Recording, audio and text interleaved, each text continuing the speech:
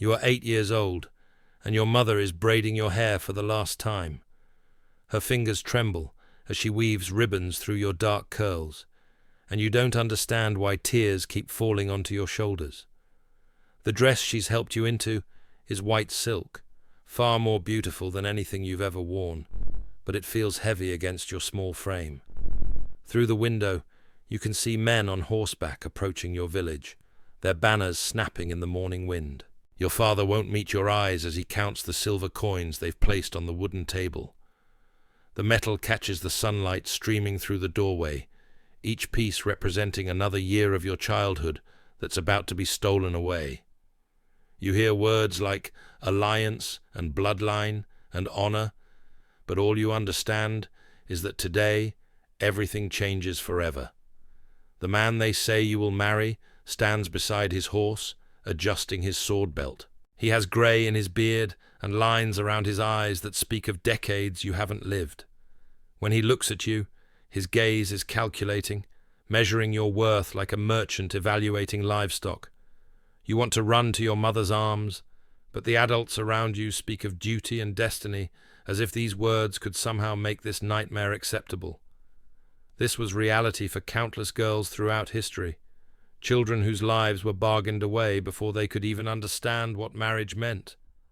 Behind the grand ceremonies and political celebrations lay a darkness that civilization preferred to ignore, a systematic destruction of childhood that continued for centuries because power demanded it and tradition sanctified it.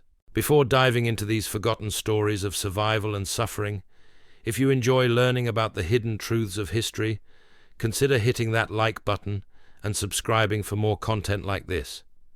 Please comment below to let me know where you're listening from.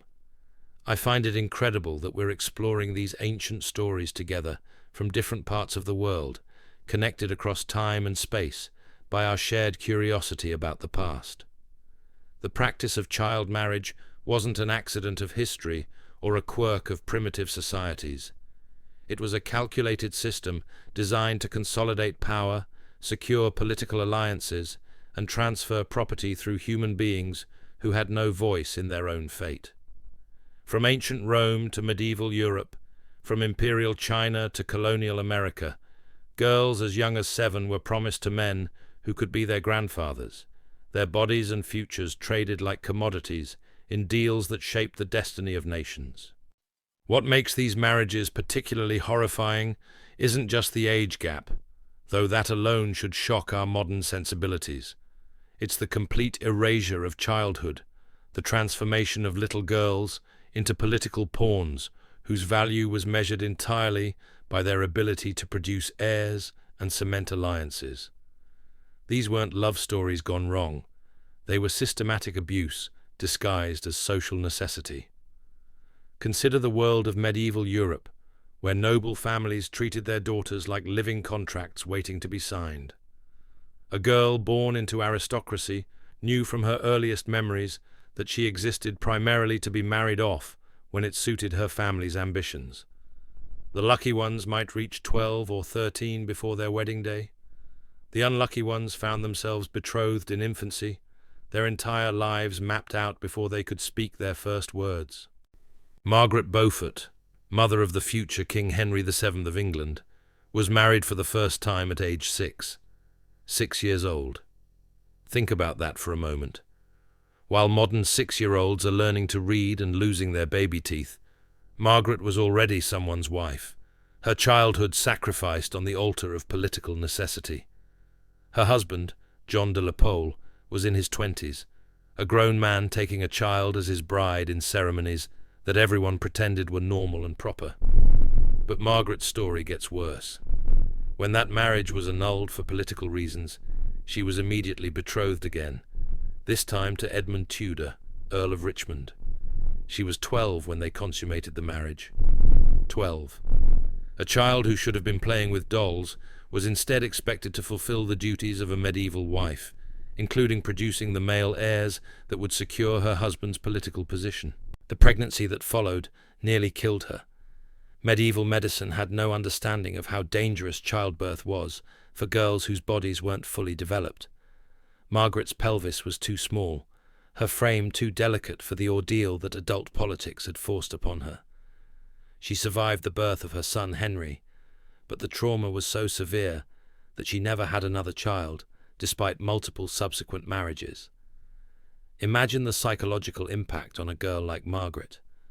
One day she's a child playing in castle corridors. The next, she's expected to manage a household, please an adult husband, and risk her life bringing his children into the world. The transition from childhood to adult responsibility happened overnight, with no consideration for her emotional readiness or physical development. Margaret's experience wasn't unique, it was typical. Across Europe, noble families regularly married off daughters who were barely out of infancy. The Plantagenet, Valois, and Habsburg dynasties all built their power on the backs of child brides whose personal happiness was irrelevant to the grand schemes of their male relatives. Moving eastward, the Byzantine Empire had its own horrific traditions of child marriage that masqueraded as diplomatic necessity. Anna Komnena, the brilliant historian and daughter of Emperor Alexios I, wrote extensively about court life in Constantinople, but even she couldn't escape the fate that awaited all imperial daughters. Betrothed in childhood, she watched as girls younger than herself were paraded before foreign ambassadors like prize cattle, their marriages negotiated based on their father's need for military alliances or trade agreements. The Islamic world, despite its emphasis on protecting children and women, also fell victim to these practices when political necessity overrode religious principles. Young Aisha, the Prophet Muhammad's wife, remains a controversial figure precisely because her marriage at such a young age has been used to justify similar unions throughout Islamic history. Regardless of one's interpretation of historical records, what's undeniable is that her example was later cited to legitimize marriages between adult men and children who had no agency in the decision. In imperial China, the practice reached levels of systematic cruelty that boggle the modern mind. The Forbidden City was filled with child concubines and wives, some as young as 8 or 9, who were selected for their beauty and their families' willingness to surrender them to the emperor's pleasure. These girls were torn from their homes, trained in court etiquette, and prepared for lives of sexual servitude, disguised as honor and privilege. The selection process was particularly cruel. Imperial agents would travel throughout the empire, examining young girls like horses at market, testing their teeth, measuring their proportions, and evaluating their potential for bearing sons. Families competed to offer their daughters to this system, seeing it as a path to wealth and influence, while ignoring the human cost to the children involved. But perhaps nowhere was child marriage more institutionalized than in ancient Rome, where the practice was so common that laws had to be created to establish minimum ages, not to protect children, but to ensure they were old enough to survive pregnancy and childbirth. Roman law set the minimum marriage age for girls at 12, but this was often ignored when political necessity demanded it. Octavia, sister of Emperor Augustus, was betrothed before her 10th birthday to Mark Antony as part of a political alliance. The marriage was celebrated throughout Rome as a symbol of unity between rival factions, but no one asked Octavia what she thought about being traded away to a man old enough to be her father. Her childhood ended the moment the betrothal contracts were signed, replaced by intensive training in the duties expected of a Roman matron. The psychological preparation for these marriages was its own form of abuse. Young girls were taught that their value lay entirely in their ability to please their future husbands and produce male heirs. They learned to suppress their own desires, to accept that their bodies belonged to others, and to find fulfillment only in serving the political ambitions of the men who controlled their lives.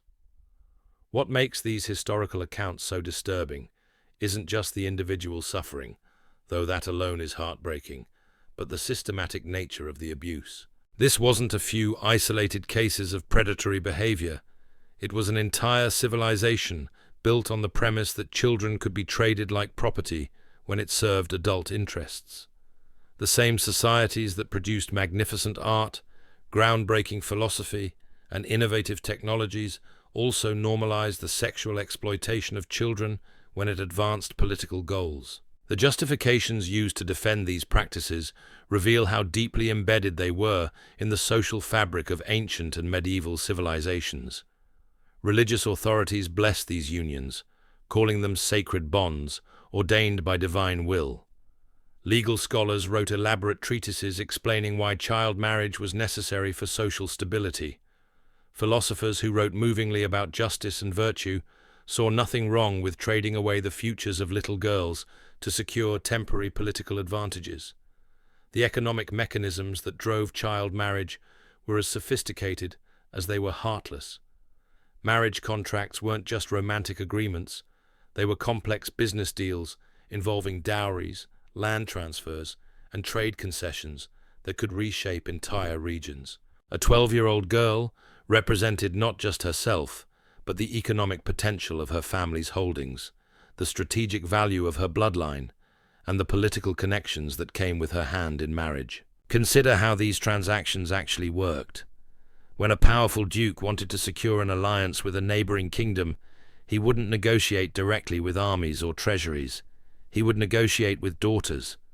The marriage contract would specify exactly what lands came with the bride, what military support her father would provide, and what trading rights would be granted to her new family. The girl herself was merely the vessel through which these assets would transfer from one male authority to another.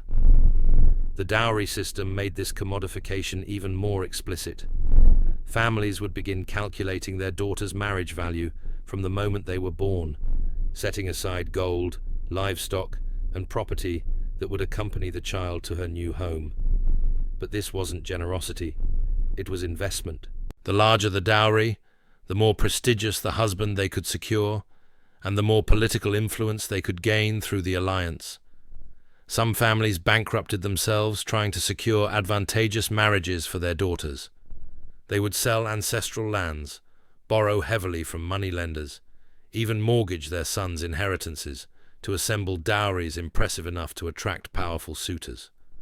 The pressure was immense, because a poorly married daughter could doom an entire family's political prospects for generations. The girls caught in these negotiations learned early that their worth was measured in gold and acres rather than in their own thoughts, feelings, or desires. They were taught to see themselves as their families saw them, as valuable assets that needed to be carefully maintained until the right buyer came along. Their education focused not on developing their minds, but on making them more attractive to potential husbands. Training for noble girls was essentially preparation for sale. They learned to walk gracefully, to speak in pleasant tones, to play musical instruments that would demonstrate their refinement to suitors. They studied languages not to expand their intellectual horizons, but to communicate with foreign husbands who might not share their native tongue. Every skill they acquired, every accomplishment they achieved, was evaluated based on how it might increase their value in the marriage market. But the most insidious part of this system was how it taught girls to participate in their own commodification.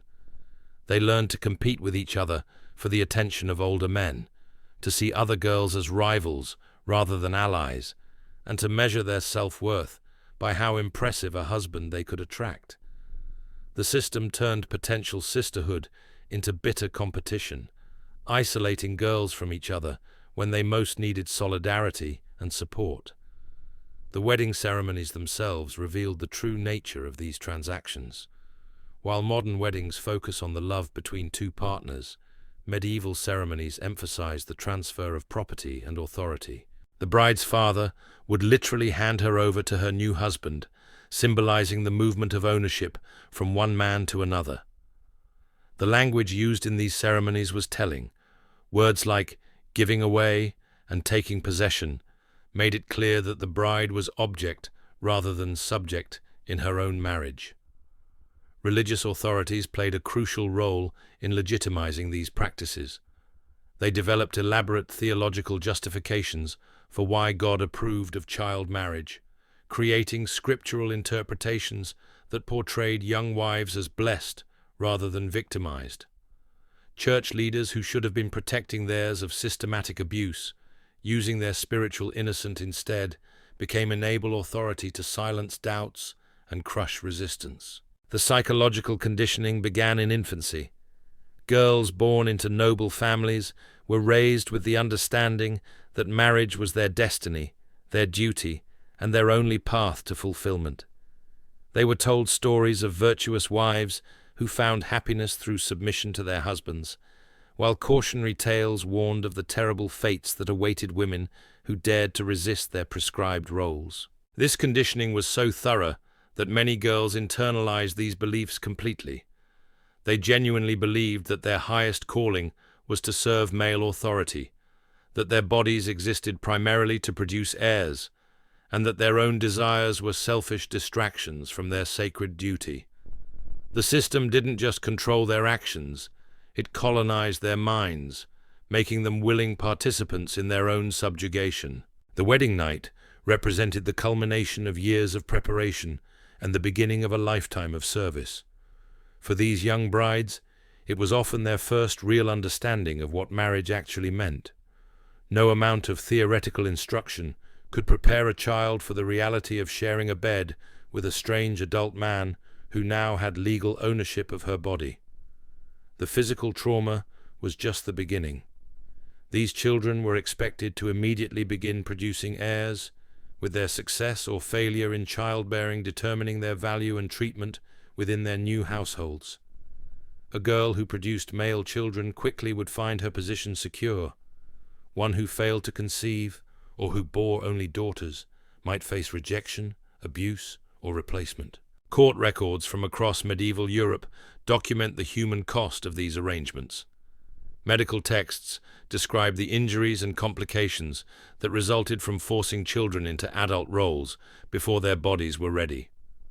Legal documents record disputes over dowries and inheritance rights when young wives died in childbirth or from other causes related to their premature adult responsibilities. But perhaps most heartbreaking are the personal letters and diary entries that occasionally survive from these young brides. Written in careful script that betrays their youth, these documents reveal the confusion, fear, and resignation of children trying to make sense of their transformed lives. They write of missing their mothers, of struggling to understand their new duties, and of the loneliness that comes from being surrounded by adults who see them as possessions rather than people. The system was self-perpetuating because the women who survived it often became its most ardent defenders. Having sacrificed their own childhoods to this arrangement, they couldn't acknowledge its cruelty without confronting the magnitude of their own losses. Instead, they convinced themselves that their suffering had been noble and necessary, and they worked to prepare the next generation of girls for the same fate. These mothers and grandmothers became the enforcers of a system that had destroyed their own innocence, teaching their daughters and granddaughters to accept their fate with grace and dignity. They passed down the same lies they had been told, that marriage was a woman's highest calling, that suffering in service to male authority was noble, that resistance was futile and shameful. The most tragic aspect of this cycle was how it prevented solidarity between generations of women. Instead of older women protecting younger ones from the horrors they had endured, they actively participated in perpetuating those horrors. Grandmothers who had been child brides themselves would personally oversee the selection of husbands for their granddaughters, evaluating potential matches based on political advantage rather than the girl's welfare. This intergenerational betrayal was perhaps the system's greatest achievement. It ensured that resistance would always be isolated and individual rather than collective and powerful. Each new generation of girls faced their fate alone, without the support of the women who could have warned them, protected them, or fought alongside them for change. The economic incentives were so powerful that even mothers who privately grieved for their daughters' lost childhoods would publicly celebrate their advantageous marriages. A successful match brought wealth, status, and security to the entire family, making it almost impossible for parents to prioritize their daughter's happiness over the family's survival and advancement. Consider the mathematics of medieval noble life. A family's political relevance depended entirely on their ability to form beneficial alliances through marriage. A duke with only sons could offer military service and loyalty, but a duke with daughters could offer something far more valuable: permanent bonds through bloodline that would last for generations. Daughters were literally more valuable than sons in the game of dynastic politics. The stories we've explored today aren't just historical curiosities. They're testimonies to the resilience of children who faced unimaginable circumstances with courage that shames the adults who failed them.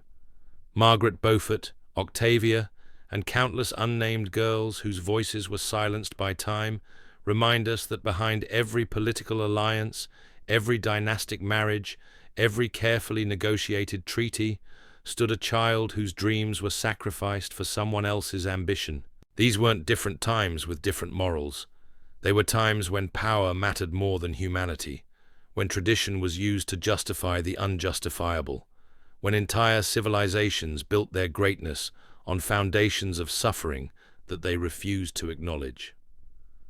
The same impulses that drove these practices, the willingness to sacrifice the vulnerable for political gain, the use of tradition to legitimize abuse, the reduction of human beings to their economic value, still exist today in different forms.